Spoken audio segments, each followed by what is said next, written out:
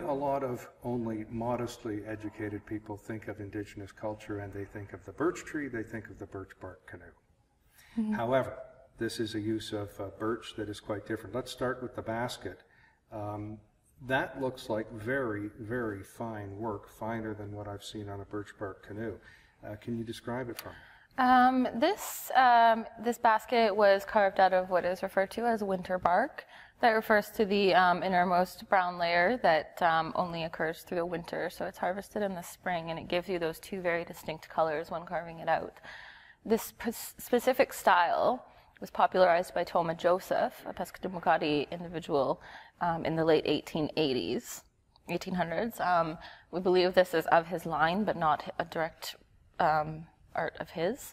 And there's a lot of different sorts of baskets and stands and household items that have this type of carving on it, depicting Peskotomuhkati stories of history and creation.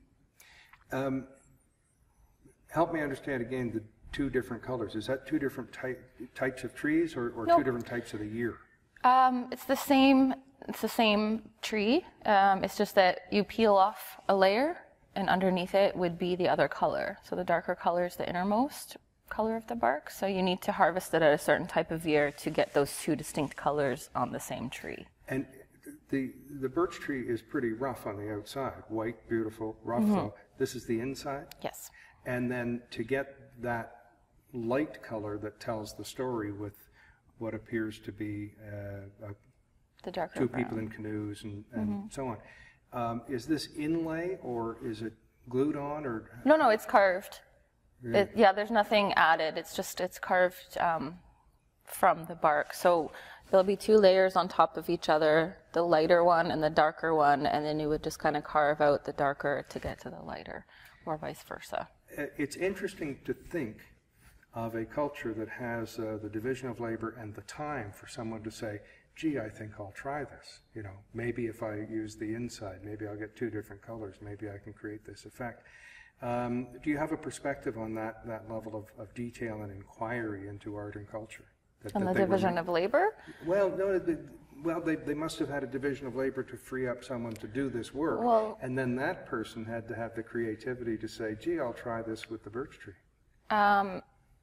Division of labor discussions come much earlier with archaeological material culture. At this point, we're seeing post-war era, and we're not really seeing the division of labor because of the breakdown of societies.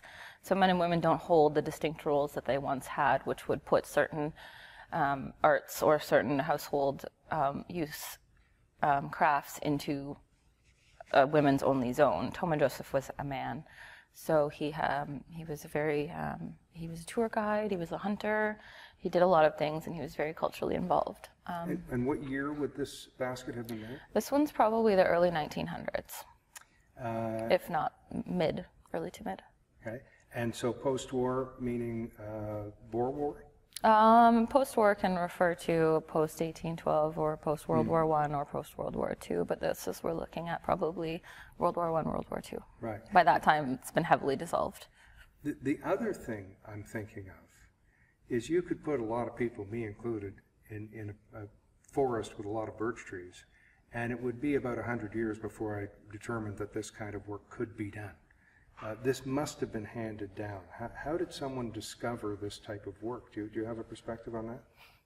I think we come from long lines of storytelling people, and I think all people are very artistic and very expressive, and you use what's available to you to use that expression. Also, a lot of Indigenous societies they don't use a formal writing system.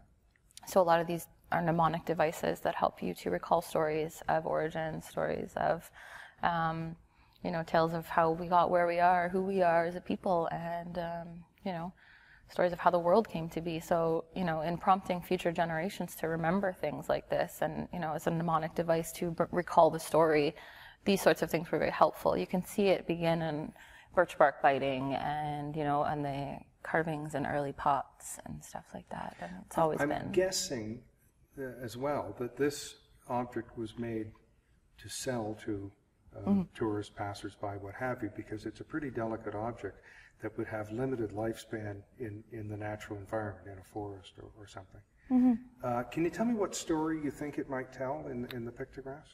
I can't recall the story right now, but it's a Glooskap story. I think he's with the trickster in the canoe. Well, Glooskap is very important in that part of the world. Now, this sure looks like a club. Did I guess right? Yeah, this club itself would not have been used as a war club. Originally, these clubs were made from small birch trees, and the root nodule is kept intact and used, integrated into the decoration. Earlier forms are just sort of dark with a little bit of red, and then they start to change. First, they were probably items for warfare. They were integrated into regalia soon after, and this would be one of the market sale types. So you see the very fancy carvings and the colors, and the sort of chief's head motif comes in the 1900s, I believe. So there's a really strong line of artists, Peskotomuhkati artists, that still do this type of carving. And taking something that was originally an implement of war, or perhaps self-defense, and turning it into art and something for tourists to buy for livelihood. So the one for war, one assumes, wouldn't have been as elaborate and decorated and painted. No, they don't start decorating until the 1900s, like maybe late 18. And this would be rough, at least 100-year-old piece of wood.